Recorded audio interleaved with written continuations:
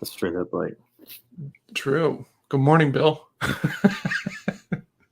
Good morning. We were talking about the quality of hoods and sweatshirts. You get some sweatshirts and the hood is perfect. You get a little bit of that kind of like a Jedi kind of billow, right? As it kind of comes out and around, and that's like the perfect hood. I disdain a tightly hooded sweatshirt. Yeah, it's not even really comfortable on your neck, I don't think. Because like if you pull too far, kind of like, not that it like pulls on your neck, but it's not. It should be. It's a sweatshirt. It's supposed to be comfort, Exactly. Yeah. Yeah.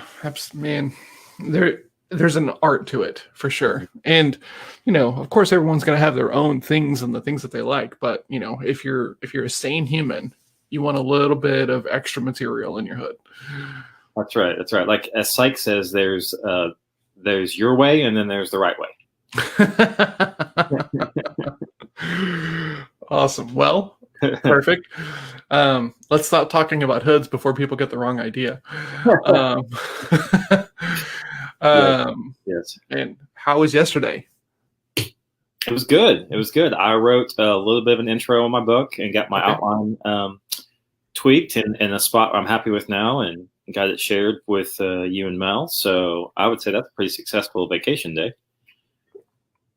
Yeah, Melissa was very excited. She was like, "Is Jake writing a book?" And I was like, "Yeah." And she's like, "Why did he send it to me?" And I was like, "Well, because I think he values your opinion." And she was just like, "Oh," and like it was a happy "oh." And I was like, "Why wouldn't people like seek you out, especially after you've done this like at least once with me?" Yeah. Well, it's when you work with your partner. It's like, well, I'm his option. Like he doesn't have other options. I'm the easy option, so that's why I got to do it. I'm the easy button. So, like when an actual real human goes, "Would you look at mine too?" It's like, oh, like talent. Yeah. Like okay. I fully believed that by bringing Melissa into the company and allowing her to do all the things that she does, that she would build a lot of, competence, right? About being able to talk about it and all of this stuff. And if anything, it's made it a little bit worse, right? Because she's like, "Well, I just write for you." And I was like, "Well, okay. But there's a weekly newsletter. There's 2 blog posts. You're editing a podcast. You're writing lots of content, right? So it's like, even if it is just for me, the output that you've had over the past year is significant, right?" Oh, yeah. And I got her connected with this woman named Julia, who's looking for people who are going to help write some content for some clients, and Melissa was excited about it. And now it's kind of shifted into like some sales copy, like landing pages, and now she's a little bit nervous. She's like, "Well, I just don't know if I want to do it." I was like, "Okay, and then tell her you're nervous." And she's like, "Why would I tell her I'm nervous?" And I was like, "Because there's an opportunity here that you can work with this person and you can set the right expectation, right? If you tell her that you're new to writing copy and usually you write more content and things like this, there's no more pressure on you. She gets to make the decision on if she wants to work with you or not.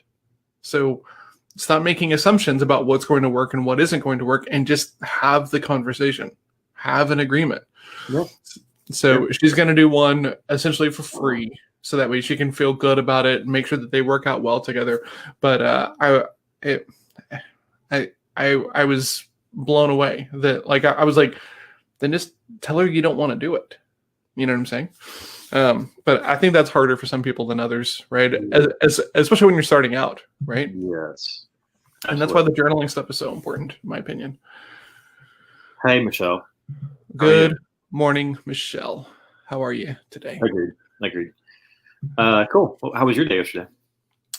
My day was good. Both of the calls that I had with clients kind of set up for yesterday canceled and rescheduled. So got a fair amount of stuff done, like some blocking and tackling. We built a CRM for a client live on a call. So we did our kind of 90-minute live build. So we customized the CRM. She's up and running and ready to go. And so that was fun.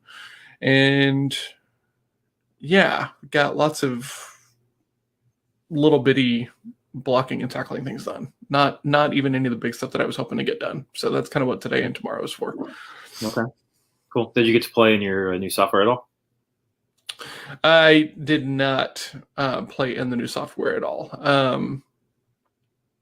So the goal today is to do at least 30 minutes of this, of playing with the new software tool, because I know that if I don't, right, if I don't force myself, and man, I was feeling bad about it all day yesterday. Man, I should have put 30 minutes into that thing. Should have put 30 minutes into that thing, right? Because like I just know that I can just look up and all of a sudden it's been 2 weeks and oh my God, what have I been doing this whole time? So Right.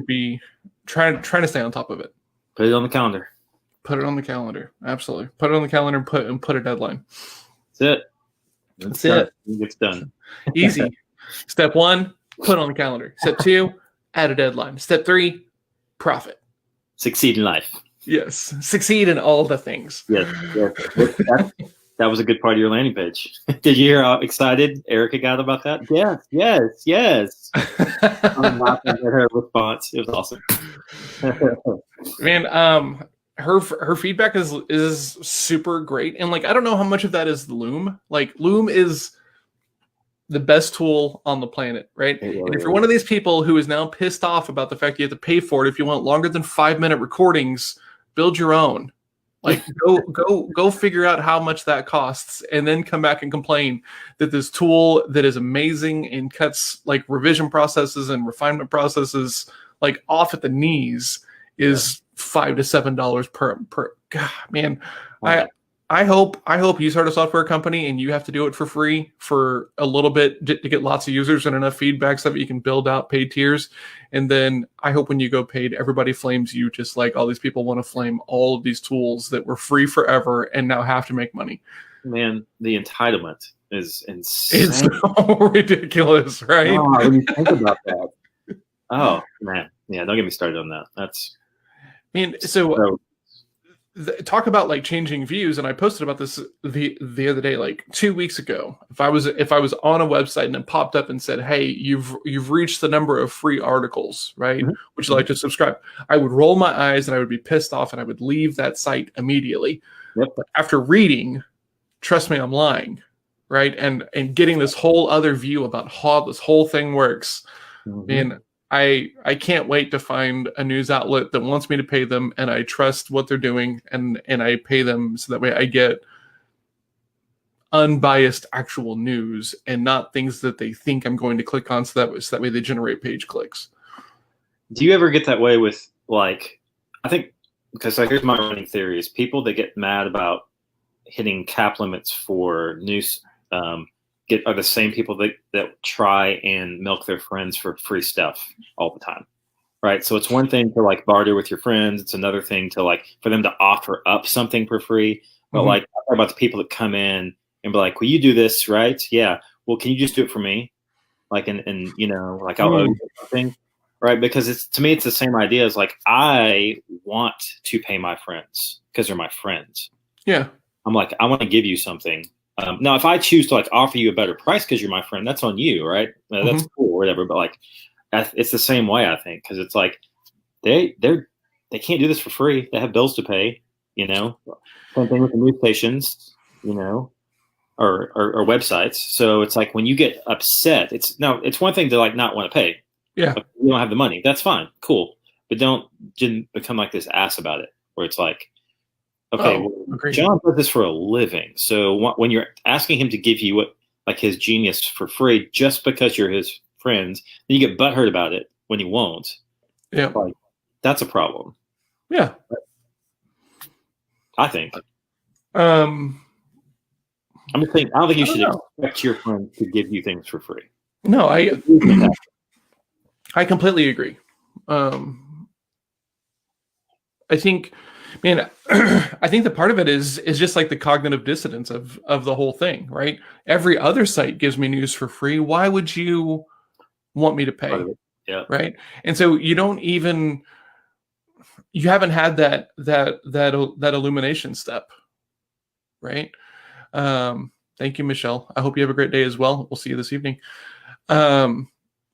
of you got to have that moment that causes you to look at it from a different point of view, right? Mm-hmm. Yeah. And as a sales guy, I have to deal with this all the time, right? Why would I not just go with the cheapest? Mm-hmm. If you think we're all the same, you should. Mm-hmm.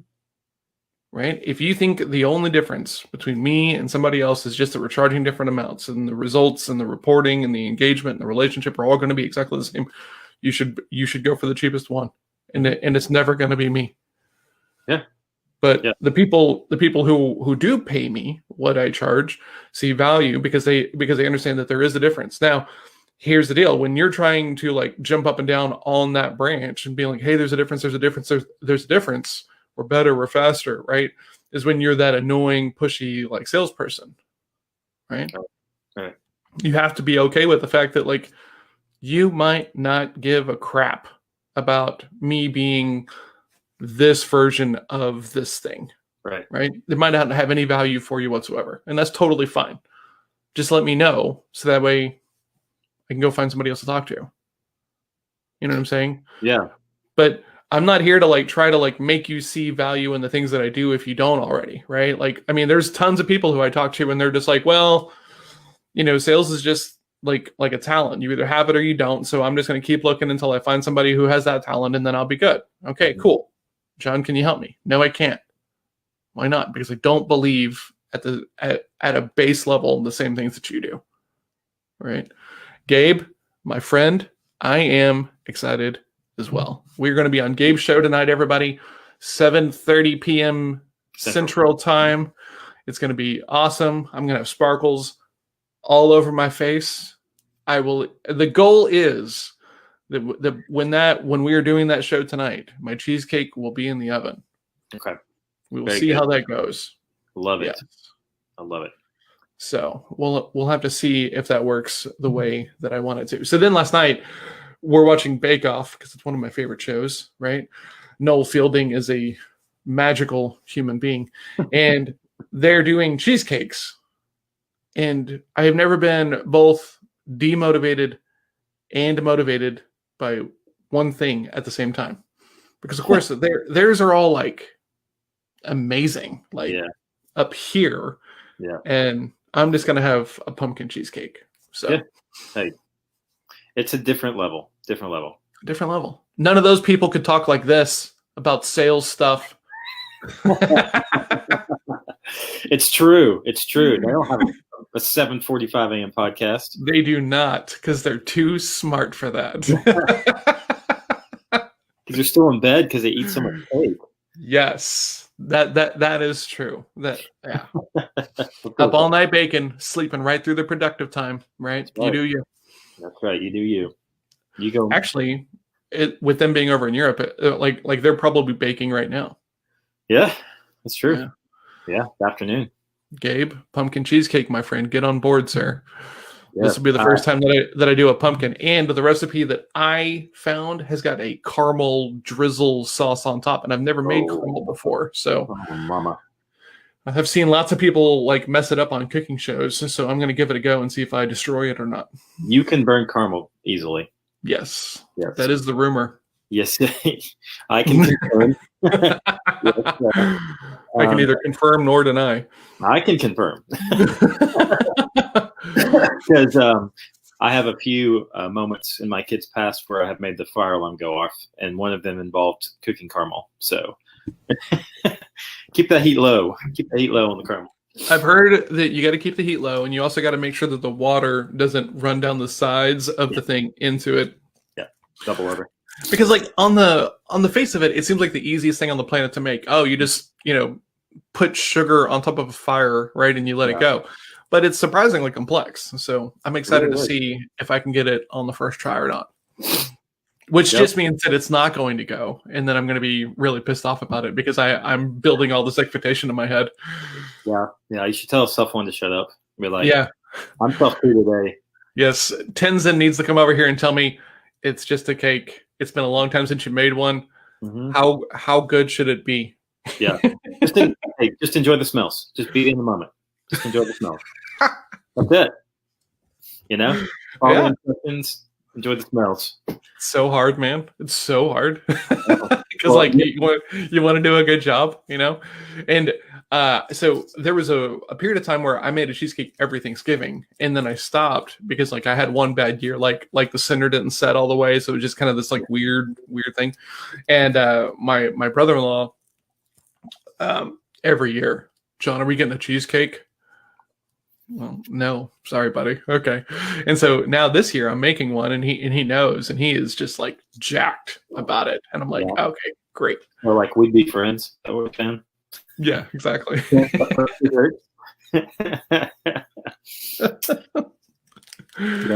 Well, so I read the last chapter of Inner Game of Tennis this morning just to like refresh the summary of the concepts, because he does such a good job of that. I love that at the end. He just goes, okay, so here's the TLDR. So I reread that this morning, and I'm a little, I'm dialed in on that now. I'm thinking about any of that might cross over into my book from a conceptual standpoint. Yeah, legit. Yeah. Have you read The Power of Now? I'm changing subject a little bit, but I'm curious. Yeah. You have read it? Uh-huh. Yeah.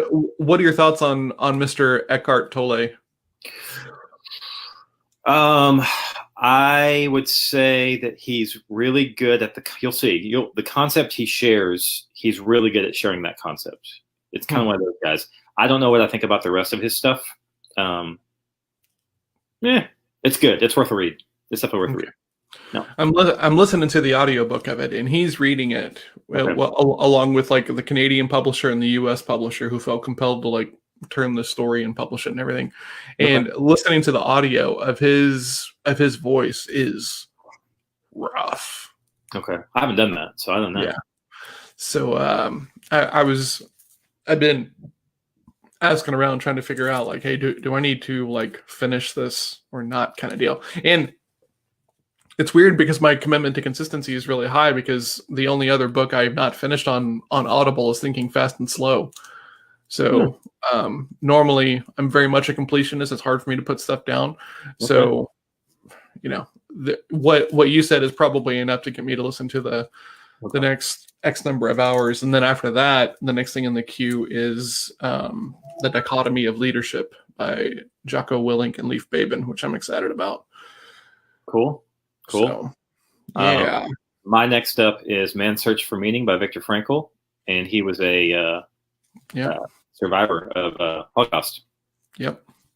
That book gets talked about by so many people, right? Like I feel like every other person who's on the Tim Ferriss podcast, right, talks about that book, and right, it gets talked about in circles and stuff. And I tried to read it, and man, I couldn't. Like, it was. Heavy? I couldn't do it. Yeah, it was heavy. Like I wasn't getting any of the powerful stuff that I think that other people do. And it was just a slog. And I was like, you know, if I continue to read this right now, I'm probably going to end up hating this thing. And I'm a big believer these days in the fact that like sometimes you're just not ready for a book. Yeah, right. Absolutely. You know, you gotta put it back on the shelf. You gotta wait for the right time, and then you know you got to dig into it. Like when the student is ready, the teacher will appear, kind of deal. Yep, I agree. Go ahead. I was gonna say I've been putting it off for 10 years. Like I've known about it for a long time. So I feel like this is just the time I was going. I'm gonna buy this now, and I'm actually gonna read it. Yeah, man. I'm curious to hear your thoughts on it. Actually, I've heard it's heavy, so yeah. I think it's going to be a slog no matter what. Even because there's some other heavy books that I've read that even when I really enjoyed them was still a slog. Oh yeah, so for sure. Yep, we'll see how it goes. Yeah. So after The Power of Now, The Dichotomy of Leadership, which is kind of like an update on the extreme ownership, and then I got this book called The Elephant in the Brain, which someone recommended to me.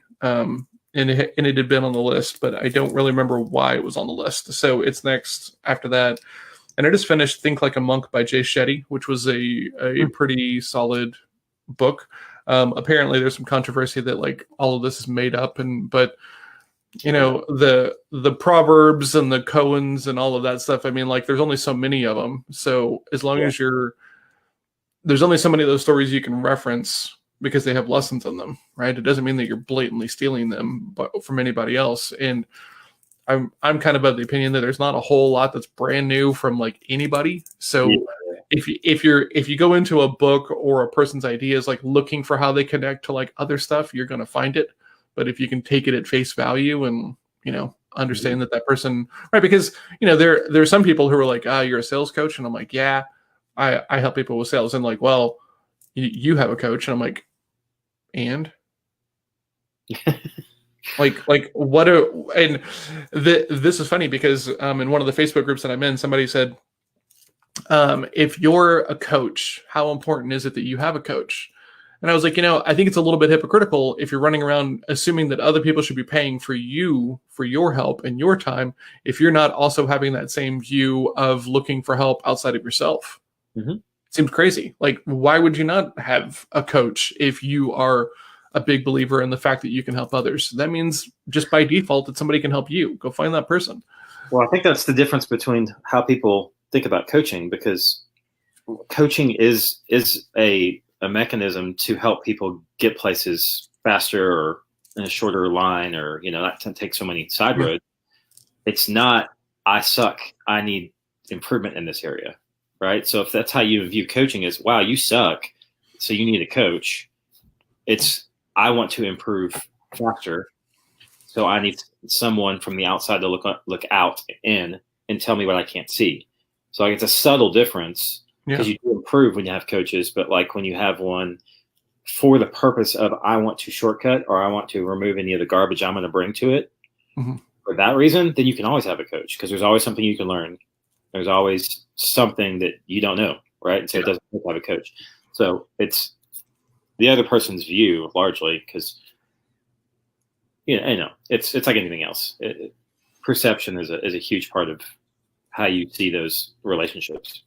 Yeah, absolutely. And I was journaling about that actually this morning, because you and I talked yesterday about how I read that quote to Melissa, right? It's not the things that happen to us that we get upset about. It's our perception of the things.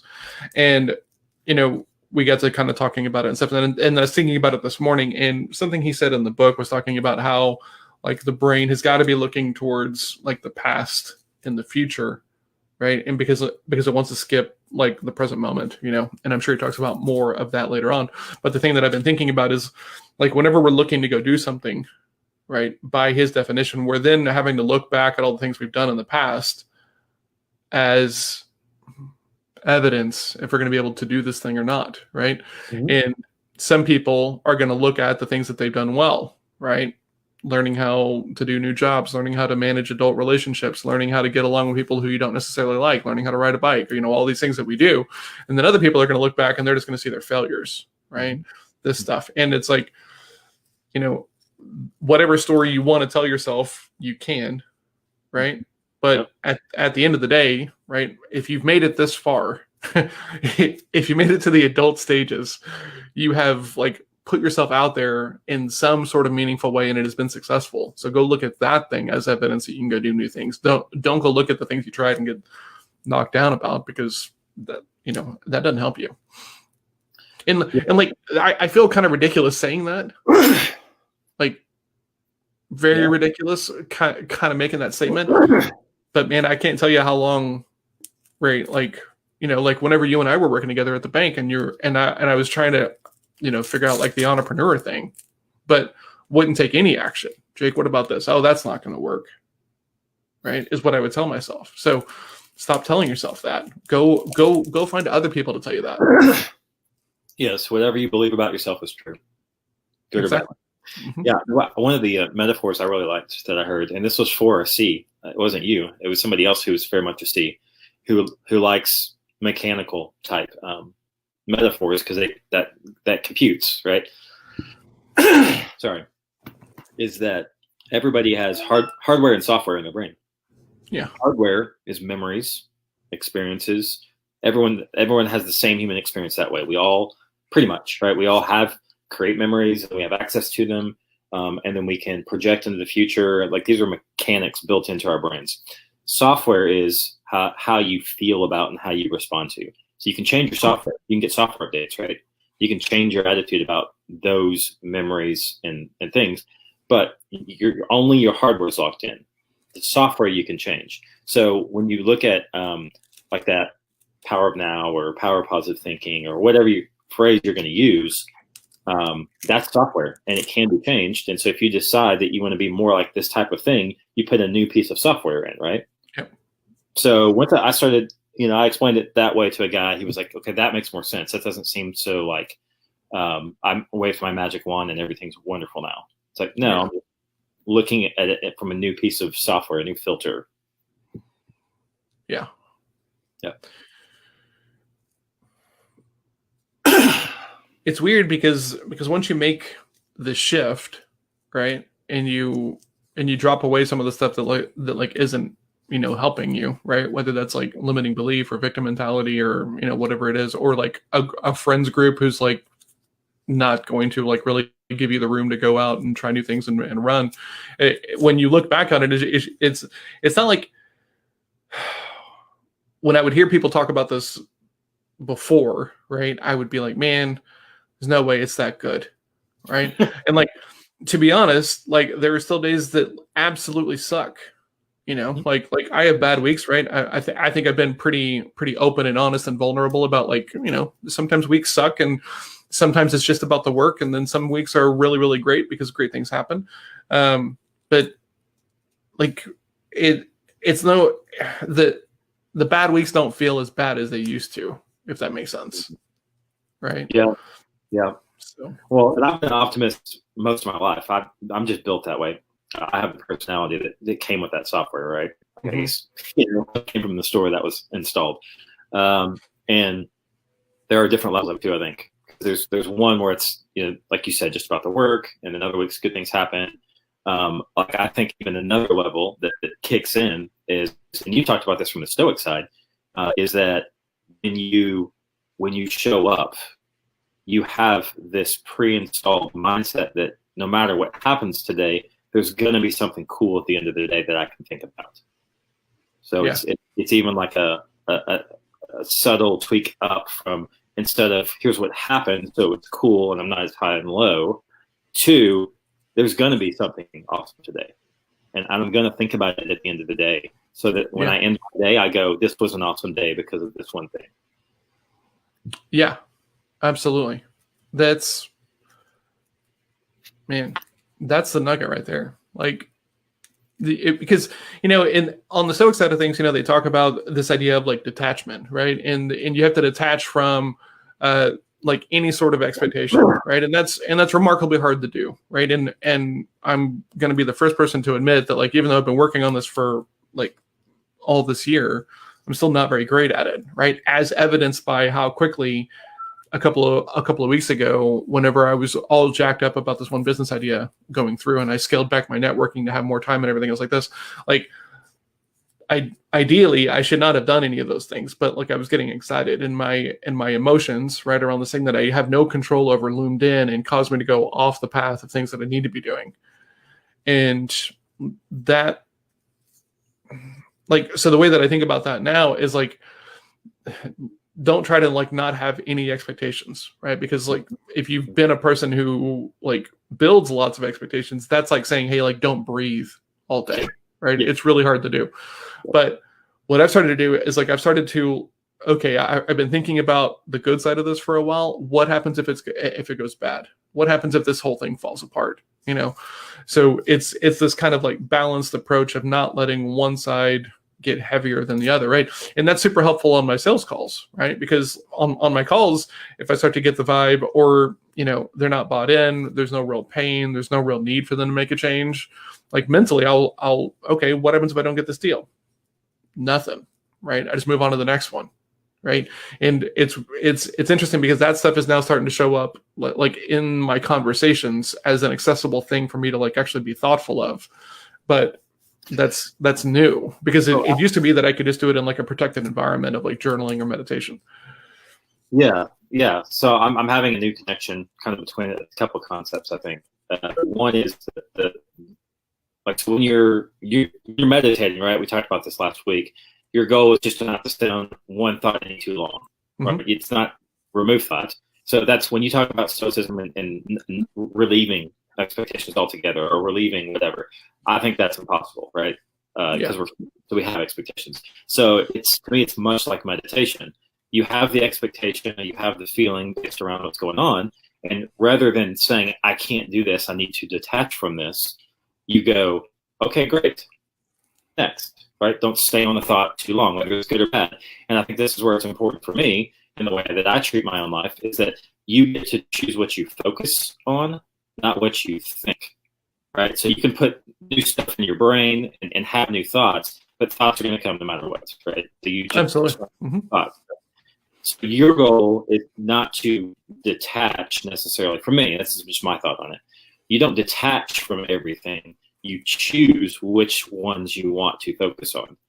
Yeah. Because the inner game of tennis says focus is the entire game. That's it. That's the whole thing. So rather than detach from everything, it's swipe all the time and find the ones to stop on. And see, the more positive ones you can stop on, the better. And that's the difference between the software and hardware. The software that has an optimist says, I'm largely going to stop on the positive ones. So then the devil's advocate part of me says, okay, well, what about the learnings that you get from the negatives? Well, I get learnings from negatives and positives. Mm-hmm. So I think it's unfair to say every time you fail, you learn something. No, you don't. Sometimes you just fail, and other times when you win, you learn something. So you can learn. So I think if you, from the Stoicism side, if you think everything is neutral in nature, but my expectations are what make it positive or negative, if I just keep swiping and only stop on the ones that I feel like I should be stopping on, then that's how I'm going to create this atmosphere in my mind where I'm positive and I continue to grow and I don't get stunted easily. Now, you're never going to be perfect at that process, but to me, that's what the process looks like.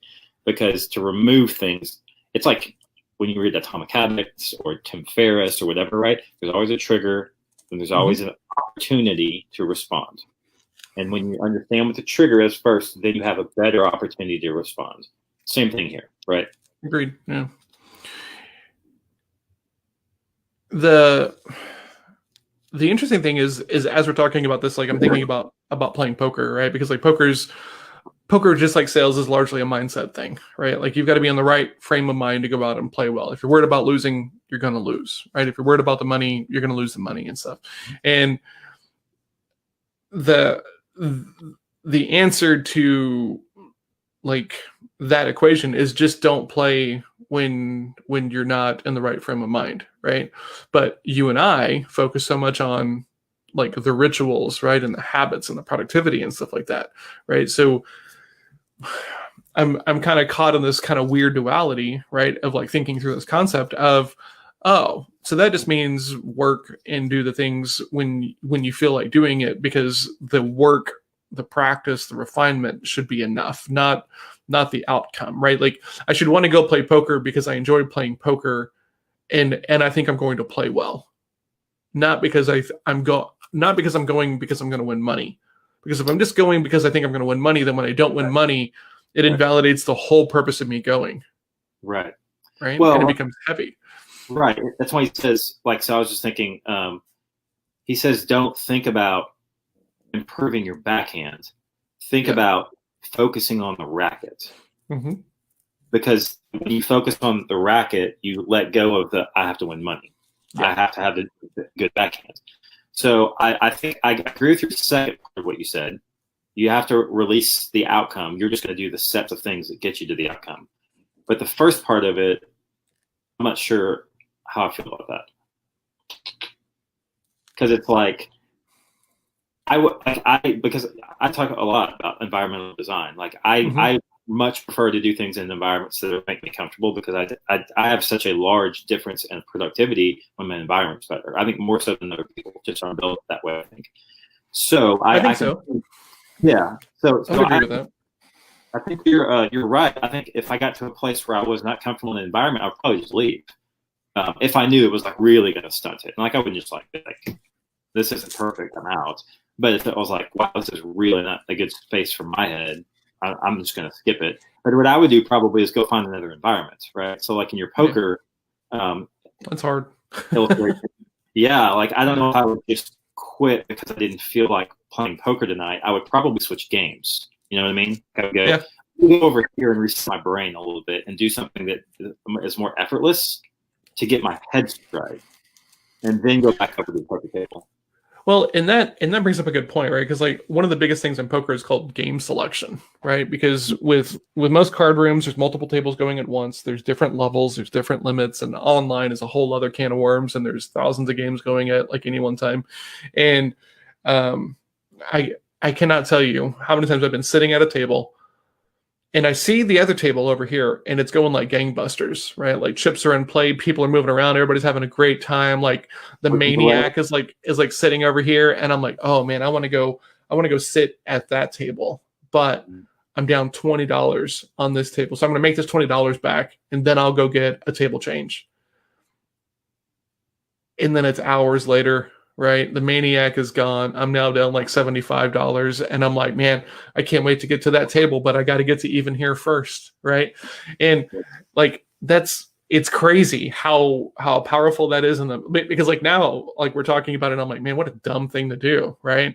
But in that moment, it seems like it just makes all the sense in the world, you know? It's real. Yeah, it's real.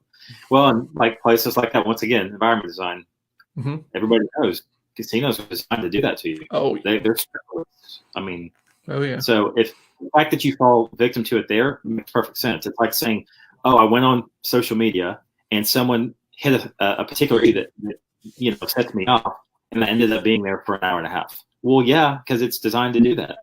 It's designed to do just that. The other day, we got her a desk, and so she's been doing a lot of her schoolwork in her room. And so I walked in to go check on her, and she was watching a YouTube video, and she like closed the tab real quick. And I was like, so what were you doing? And she was like, I was watching a YouTube video. And I was like, okay. And she goes, it wasn't the first one. And I was like, oh, I know that. Yeah. She was like, wait, you know? And I was like, look, this whole thing is built to make sure that you don't want to leave. So I'm not even upset that you're watching like a second one. Let's just try to build it so that way we don't ever go to this thing when we're supposed to be doing our schoolwork or focusing on other things.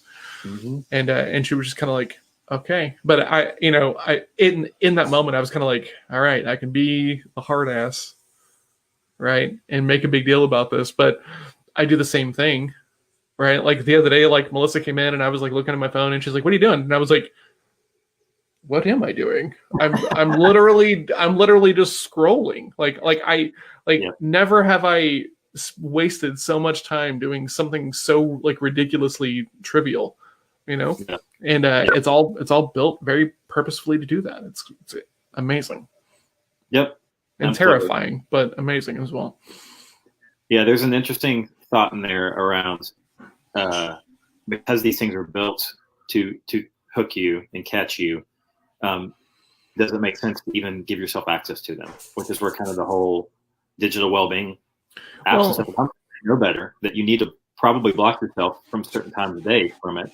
I mean, yeah. You at making those decisions. Yeah, I mean, I agree with that completely, but as much as I'm aware of all like the dangers and the social engineering side of it and all of this stuff, it is still provided like a way for a lot of people to like become entrepreneurs, have their own thing, have some of that freedom that they would not have access to without social media. Like think about all the people who would just be working for somebody else because they weren't able to do a funnel. They weren't able to do content writing, right, and drum up enough work, right? So while there's a lot of bad crap attached to like all of this stuff, right, the ability to start a business has never been easier, and like that to me is enough to justify. Well, once again, they're neutral tools, and then people get a hold of them. Absolutely, right. There is nothing good or bad, or just perceptions of it are the things that do it, right? So what to do with it. Yep. Yeah. So whenever bad people want to do bad things, are going to. So yeah, this is just such a hyperspeed tool that it mushroomed quickly. That's all. Yep. Absolutely. Yeah. So what do you have today? Are you just doing some writing? Yep. I'm doing one thing for James, but it's writing related, and then work on some book a little bit more, and then that's it. Yeah. Okay. Yeah. I've got I've got an hour of playing with this new software tool that I'm going to do right after this, so that way I make sure that it gets done, because otherwise it won't. Nice. I am coaching a sales team at 10. I normally coach them on Fridays, but with it being a short week, we're going to meet today. These people are awesome. I'm excited to do it. Meeting with the real estate mastermind group at 11. A new closer did his disc, so we're going to go over his disc assessment, talk about like who he is and who he isn't, and talk about compensation and a bunch of all that stuff. Awesome. I have office hours at 2, and then I have a client call at 3, and then 7:30, baby, sparkles. It's going to be legit. You, sir, are going to need some better internet, because you have not heard it, but your audio quality this morning has been a little rough. I'm Michaelis this morning, so I just forgot to grab it. So I'll make sure and have it tonight. Okay, cool. I'm sure Gabriel Leal of Leal Productions would appreciate that. Quite sure. In fact, he might even call me on it before we get on the air. Like, dude, that way. Jake, can you go find a Starbucks?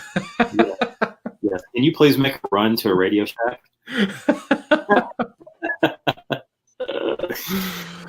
Awesome. All right, man. Well, let's get started with our days, because you have some writing and I have to go play with some software. And then, yeah, man, I'll see you this evening. If you're watching this, please follow Gabe on LinkedIn and Facebook, and we'll see you guys this evening. All right. All right. Cheers, everybody.